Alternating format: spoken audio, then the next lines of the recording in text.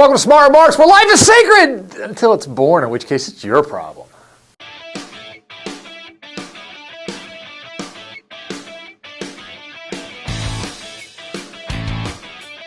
So the conservative cultural onslaught grinds on as I speak. Legislators in Texas are on the cusp of approving radical new abortion restrictions designed to criminalize abortion without really criminalizing it. That'll come later. This is something Wisconsin and a number of other states have done.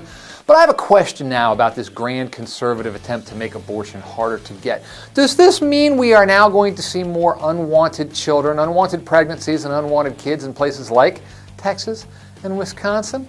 Conservatives like to think that by making abortion harder to get, they're going to somehow affect people's sexual decisions. This is the big secret conservatives don't often talk about, but the desire lurks beneath what they're trying to do. They are trying to engage in some social engineering. Conservatives really think that if they can outlaw abortion, then they will curtail risky sexual behavior. People will make more responsible sexual choices. It's like people will be right on the verge of going to town and I can't have an abortion, and so they'll stop. It's as if conservatives have never heard the song Paradise by the Dashboard Lights. Back here on planet Earth, we realize that abortion restrictions aren't going to curtail people's sexual behaviors. We also realize that what you're going to have then is more unintended and unwanted pregnancies that can only result in more children being born, more mouths to feed, and how are we going to feed those mouths? Who's going to foot that bill for the social services that might be necessary, the welfare? You know, a lot of these women might be single moms, wind up on welfare, wind up on food stamps.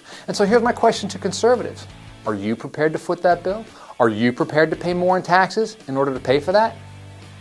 I'm joking, of course, because I realize that you're not. I realize that the old adage is true. Conservatives care about kids up until the moment that they're born, when after that, it's your problem. You shouldn't have had risky sex. How dare you say I should pay for them? It's an outrage! I like to think that even in places like Texas, compassion and common sense will ultimately reign. We'll see. But understand what states like Texas have done.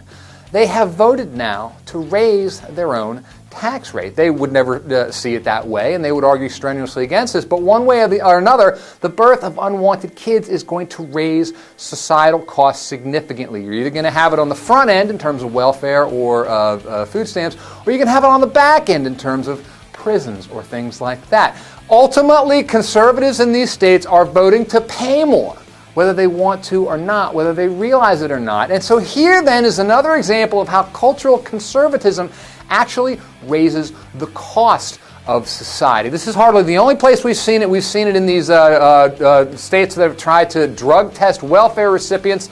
Proposals have come up in at least 30 states this year, even though there's very little evidence showing that this saves public money. And in fact, it may well cost public money, but it's not about that. See, what you got to understand is cultural conservatism is not about effective or cost-efficient governance. It's about doing what's right, quote unquote. And if that costs the taxpayers money, well, that's the cost of being moral, except that the conservatives at the same time don't want to pay that cost themselves. It's going to impose all these new fees, all these new costs, but if you're a conservative, you can't possibly raise taxes on anyone, so how are we going to pay those costs? Well, I guess in Texas, they're going to find out.